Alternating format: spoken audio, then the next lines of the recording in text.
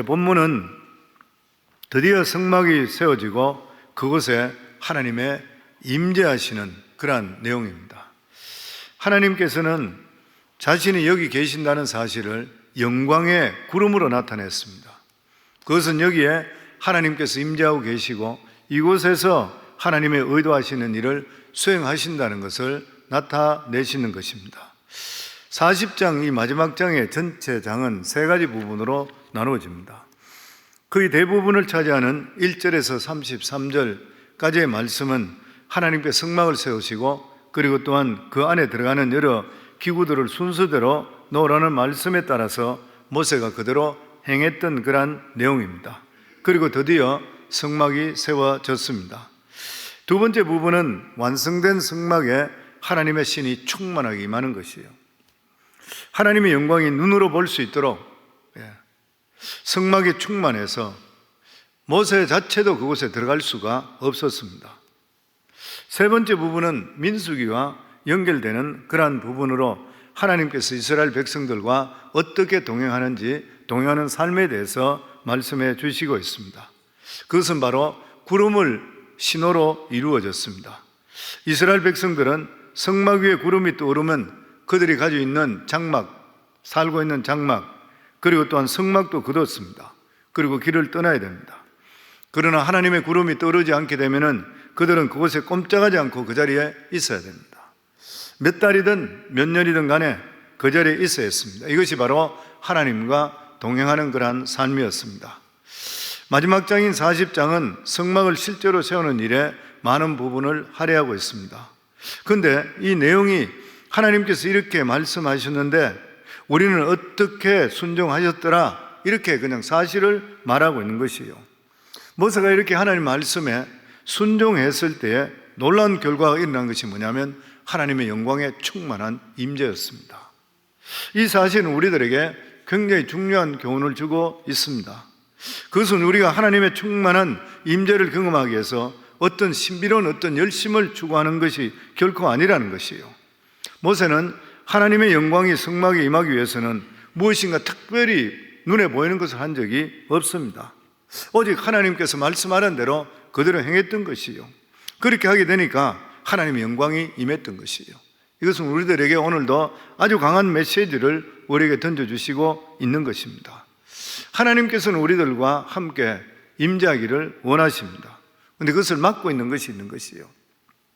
그것이 무엇이겠습니까? 굳어진 우리의 생각입니다. 우리들의 형식 그리고 습관일 수도 있는 것이요. 마치 나만 장군이 엘리사가 요단강에 가서 7번 물에 들어갔다 나오라고 했을 때에 이 나만 장군이 화를 냈던 것이 뭐냐면 내 생각에는 엘리사가 나와서 자기에게 여러 걸 흔들고 자기에게 주문을 외우고 그리고 자기 몸에다가 손을 대고 안수해 줘야 되는 것인데 자기 생각인 것이죠. 모세는 우리에게 하는 말씀은 이러한 모순을 제거하고 하나님 말씀에 자기 생각을 달지 말라는 거예요. 무조건 순종만 하게 될 때는 놀라운 하나님의 영광이 임하게 된다는 것입니다.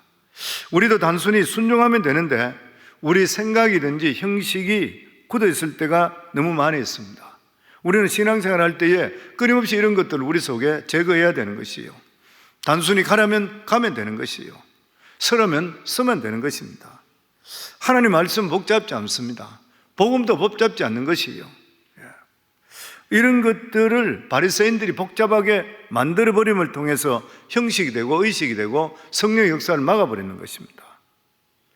성막 건축을 통해서 모세가 우리에게 전달하는 것은 하나님 말씀은 우리에게 절대적으로 순종해야 된다는 것이에요.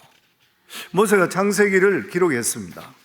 창세기를 기록했을 때 하나님께서 그 기록에 보면은 천지를 창조했을 때 모든 피조물들이 하나님 말씀 한마디로 존재한다는 것을 말씀했습니다.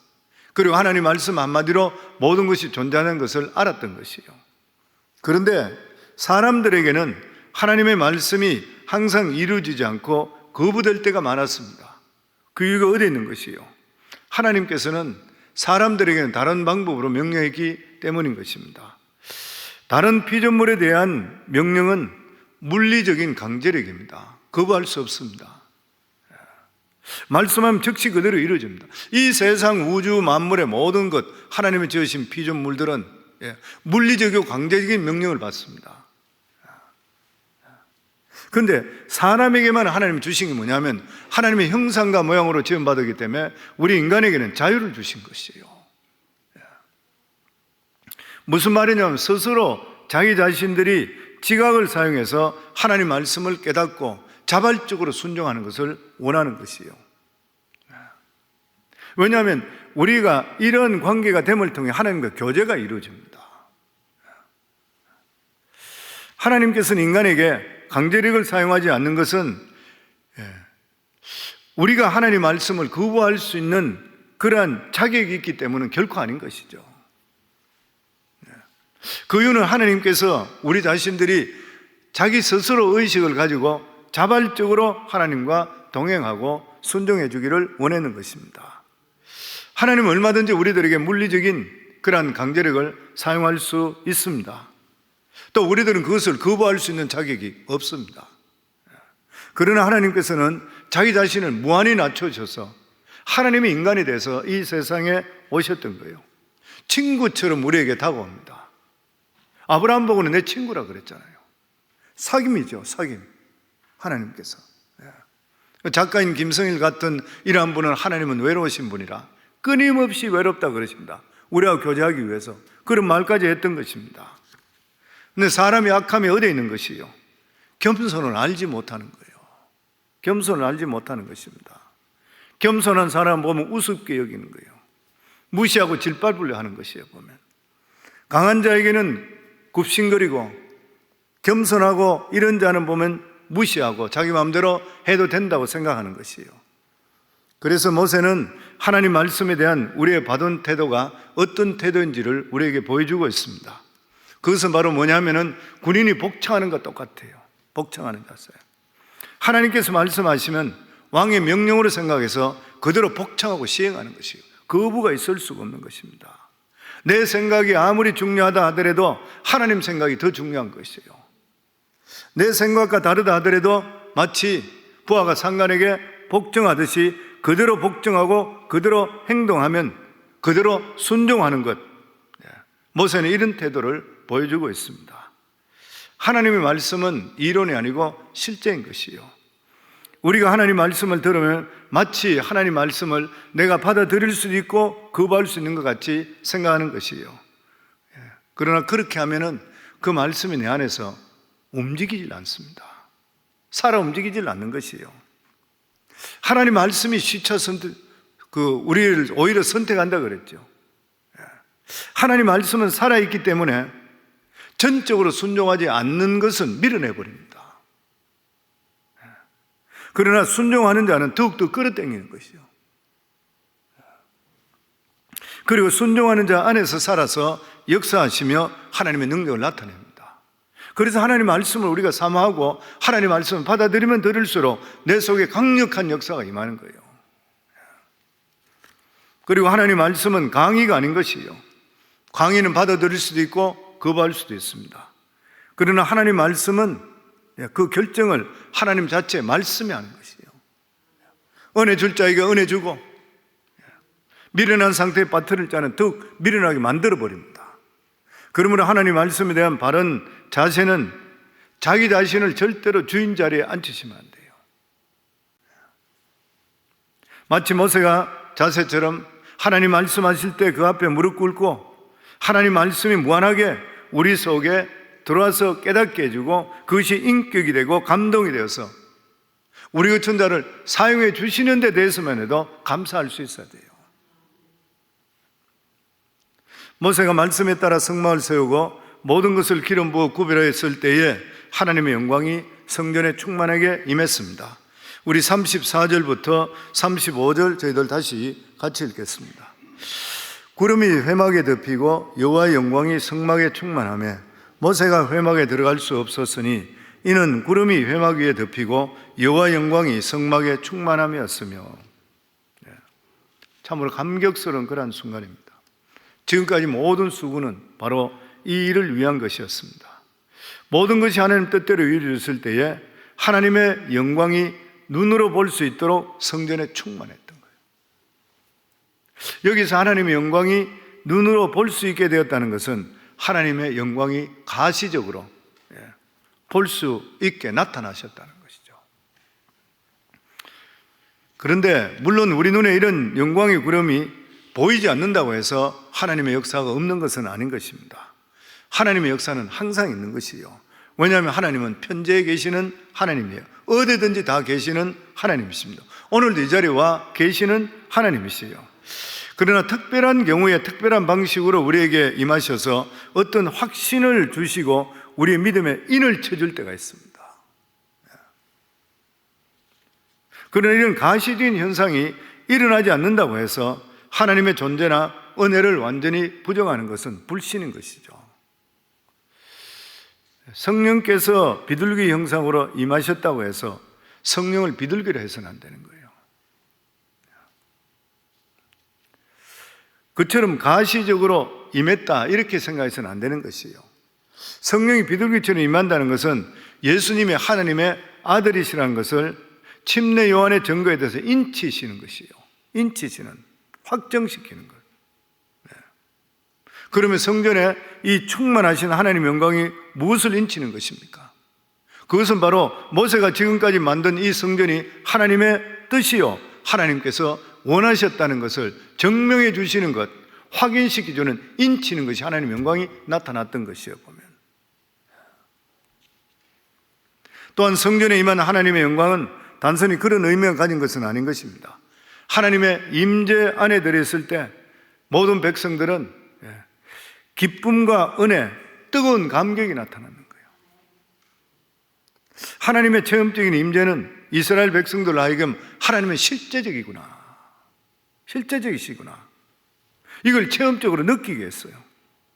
그것은 말할 수 없는 그들에게 믿음을 더할 수 있는 계기가 되었습니다. 우리가 영적을 체험을 하는 그런 이유가 뭐냐면은 이런 것들을 통해 내가 하나님께서 주셨던 이 말씀이 실제로 살아있구나, 이걸 더 체험하게 만들어요. 확신하는 인을 더욱더 쳐주는 것이에요. 보면. 그런데 이런 일이 어떻게 이루어졌습니까?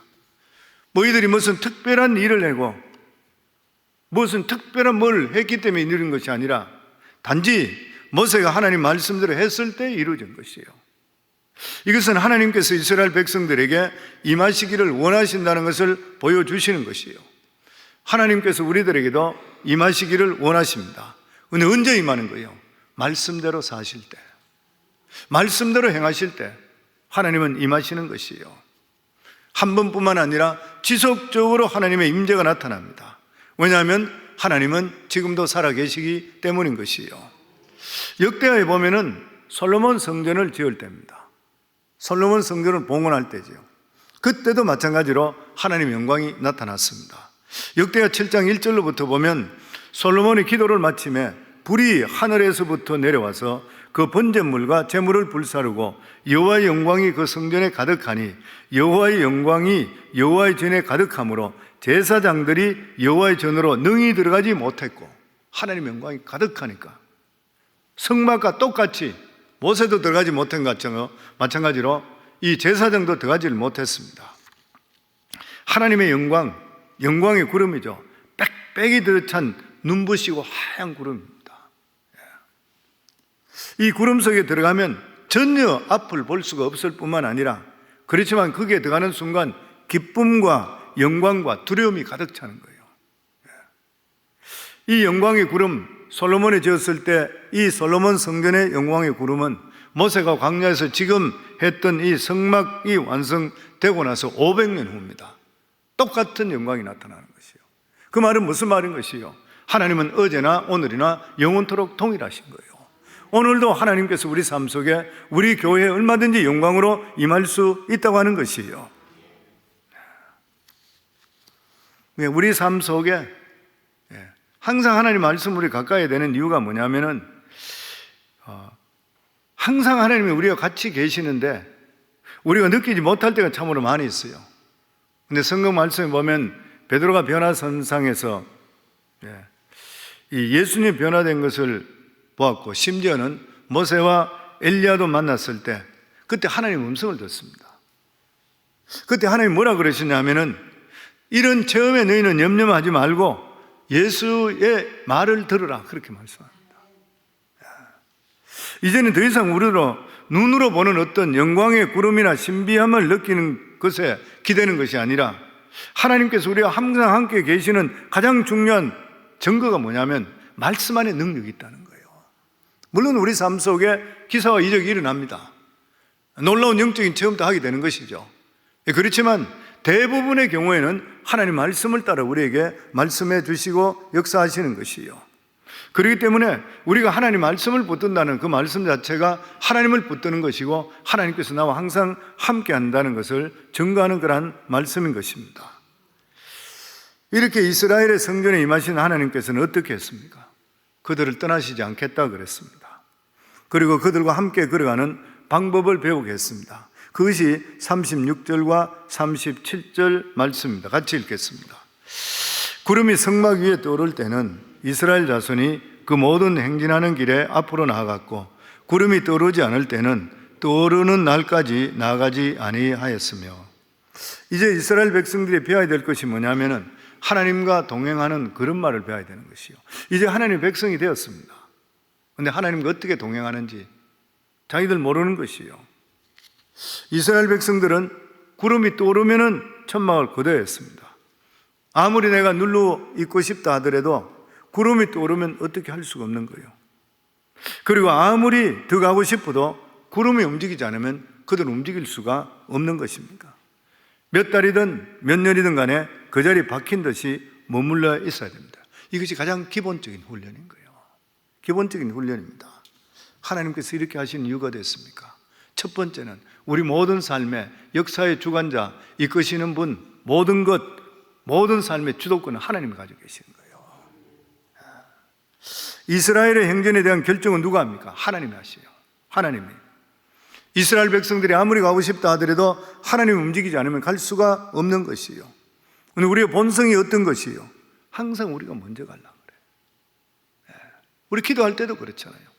저희한테 와서 기도해달라는 분도 대부분이 그래요. 내 마음으로 이미 결정하고 내 마음 정해져 있는 것을 나중에 백업으로 기도해달라고 그래요. 근데 하나님 그게 아니라는 것이죠. 하나님 말씀은 그게 아닌 것이요. 우리는 항상 하나님보다 앞서가기 원하고 있습니다. 왜냐하면 모든 것을 내 마음대로 하고 싶기 때문에 내 마음으로 결정하고 내가 하고 그 다음 하나님께 도와달라는 거예요. 우리 삶의 형식이 그래요. 그런데 성경적으로 그게 아니라는 거예요. 우리가 우리 마음대로 안 될 때는 좌절감을 느낄 때가 있습니다. 그런데 하나님은 아무리 그렇더라도 이 주도권은 절대로 우리에게 넘기지 않습니다. 왜 그런지 아세요? 우리는 양이기 때문에 그렇습니다. 하나님은 목자이시고 양을 제 마음대로 더 부르면 저는 시궁창이 떨어지는 거예요. 그걸 하나님 아시기 때문에 절대로 안 맡깁니다. 그래서 우리가 이걸 깨달아야 돼요. 그래서 무슨 일이 있든지 간에 우리의 목자는 하나님이시니까 목자에게 우리는 따라가야 되지 양이 목자를 절대 이끌 수가 없어요. 그래서 기도부터 먼저 하라는 거예요. 무슨 일을 하기 전에도 하나님께 먼저 확인받으라는 거예요. 이게 첫 번째입니다. 그리고 두 번째가 우리에게 대한 하나님의 계획을 인정하라는 거예요. 우리에게 대한 하나님의 계획을. 하나님은 우리에 대해서 여러 가지 계획을 가지고 계십니다. 그것을 인정하라 그래요. 하나님께서 우리를 높이면 얼마든지 우리 높아질 수 있습니다. 하나님께서 우리를 낮추면 바닥까지 내려갈 수 있어요. 우리 삶에. 그런데 우리는 마음이 어때요? 한시라도 빨리 성취하고 싶어. 빨리 높아지고 싶어요. 우리 삶은. 그래서 우리는 늘 마음이 급한 것이에요. 빨리 이루어지기를 원해요. 모든 것들이 보면. 그런데 하나님께서 그것을 원치를 않습니다. 하나님께서는 우리가 하나님의 계획의 한도 안에 살기를 원하십니다. 그리고 우리 삶의 기질을 바꾸기를 원하셔요. 우리를 바꾸는 것이에요. 그리고 하나님께서는 늘 목적을 이루는 그 자체보다도 목적을 향해 같이 나아가면서 하나님을 알기를 더욱더 원하는 거예요. 우리 삶에서 보면. 그런데 우리는 어떻습니까? 우리의 관심은 전부 목적입니다. 목적밖에 없죠. 성취했나가 더 중요한 거예요. 그러나 하나님께서는 거기까지 가는 과정에서 하나님의 능력과 성품을 체험하게 만드십니다. 우리를 변화시키는 것이요. 그래서 하나님의 방법은 어떤 것입니까? 처음에는 굉장히 더딥니다. 신앙생활 할 때 어떤 일이 이루어질 때 보면 굉장히 더딘 거예요. 왜냐하면 이 하나님의 가치관과 우리 생각이 맞지 않기 때문에 그래요. 신앙생활이 뭐냐면은 하나님 가치관과 우리 가치관을 맞추는 시간이에요. 계속적으로 맞추는 시간이에요. 그런데 그것이 일단 일치되고 난 뒤에부터는 굉장히 빨라집니다. 굉장히 빨라지는 것이죠. 생각하지 못할 정도로 빠릅니다. 갑자기 바뀌는 거예요. 예. 너무나도 빨리 결정되기 때문에 뒤돌아볼 때 어떻게 여기까지 왔나 놀랄 때가 있는 거예요. 예. 우리는 오랫동안 기다리는 가운데서 하나님의 인자하심과 신실하심을 깨닫게 됩니다. 아무리 오랜 시간이 지나더라도 하나님은 절대로 변하지 않아요. 하나님은 변하지 않습니다. 그리고 하나님의 뜻에 일치하지 않는 이상 기회를 주시지를 않는 것이요. 근데 일치만 됐다 그러면 놀라운 속도가 가속이 붙게 돼 있고 진전되게 되어 있습니다. 그래서 기도 응답이 더딜 때가 있지만 그 시간은 하나님께서 우리의 믿음을 달아보고 계셔요. 계속적으로 하나님과 맞추길 원하는 것이요. 이것이 통과되는 그 순간부터 놀랍도록 기도가 응답되고 놀라운 성취를 이루게 되어 있는 거예요. 우리는 절대로 마음대로 걸어서 안 됩니다. 하나님과 보조를 맞추는 것이 가장 빠른 길이고 지름길인 것이요. 우리는 하나님 방법을 배워야 되는 것입니다. 하나님께서 나에게 무엇을 시키고 무엇을 요구하든지 간에 그대로 순종하는 것이 뒤돌아볼 때 가장 복된 삶인 것이요. 사랑하는 성도님들, 올해를 마감하는 날입니다. 새벽기도 마감하는 날에 하나님께서 이러한 성막의 영광으로 하나님께서 이스라엘 백성이 귀한히 주신 이 귀한 축복, 그리고 이제부터는 성막이 완성됐으니까 하나님과 동행하는 삶, 오늘 여기 주시는 동행하는 말씀대로 하나님의 주도권을 주기를, 우리가 주도권을 잡는 것이 아니라 인생에 하나님께 온전히 주도권을 맡기기를 주의 이름으로 축원합니다. 그리고 하나님은 우리 가운데 우리가 알지 못하는 원대한 계획을 가지고 계십니다. 너무 급히 가지 마시고 우리가 하나님께 기다려야 할 때는 기다려야 되는 것이고, 그리고 어느 정도 하나님과 우리 삶이 진짜 믿음 속에 들어가서 내 것을 내려놓는 그 순간부터, 하나님께 됐다 하는 순간부터 기도가 응답되고 지금까지 이루지 못하는 놀라운 성취가 이루어짐을 믿으시기를 주의 이름으로 축원합니다.